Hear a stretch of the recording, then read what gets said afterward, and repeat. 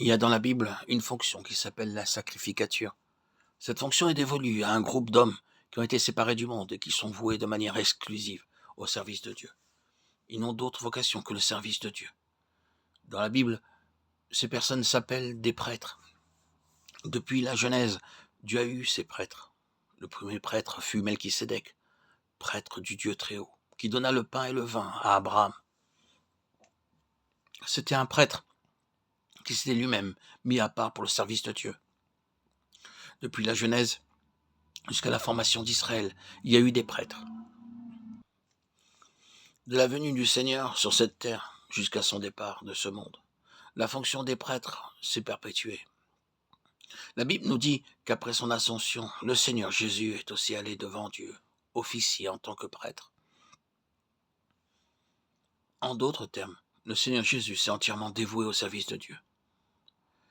Pendant la dispensation de l'Église, le ministère de la prêtrise continuera.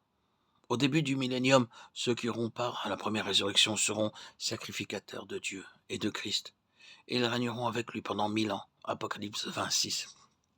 En d'autres termes, pendant ce millénaire, les enfants de Dieu continueront de servir en tant que prêtres de Dieu et de Christ. À l'égard du monde, ils seront rois, tandis qu'à l'égard de Dieu, ils seront des prêtres. Le ministère des prêtres demeurera inchangé. Ils serviront Dieu. Le terme de prêtre n'est plus mentionné quand le nouveau ciel et la nouvelle terre sont introduits. En ce temps-là, tous les enfants de Dieu et ses serviteurs ne feront autre chose que servir Dieu. Dans la cité de la Nouvelle Jérusalem, tous ses serviteurs le serviront lui et ses enfants le serviront également. Nous voyons donc que cette fonction de prêtre est une chose merveilleuse. Elle a commencé avec Melchisédek, qui était sans généalogie, n'ayant ni commencement de jour ni fin de vie, mais rendu semblable au Fils de Dieu, demeurant prêtre continuellement. Hébreux 7.3. Dans le premier livre de la Bible, seul Melchisédek fait office de prêtre. Mais le dessein de Dieu, ce n'est pas d'avoir une ou deux personnes qui soient des prêtres, mais d'avoir tout son peuple entièrement composé de prêtres. Dieu a choisi les Israélites. Quand les Israélites sont sortis d'Égypte et qu'ils sont parvenus à la montagne du Sinaï, Dieu a demandé à Moïse de dire au peuple : « Vous serez pour moi un royaume de prêtres et une nation sainte.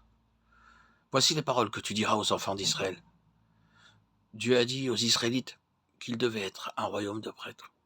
C'est une déclaration qui nous est difficile de comprendre. Pourquoi Dieu a-t-il dit une telle chose ?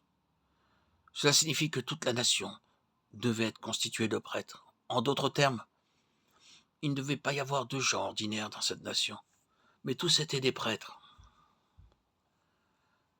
Je peux vous déclarer que c'est cela le dessein de Dieu. L'intention de Dieu est de constituer un royaume de sacrificateurs, de prêtres.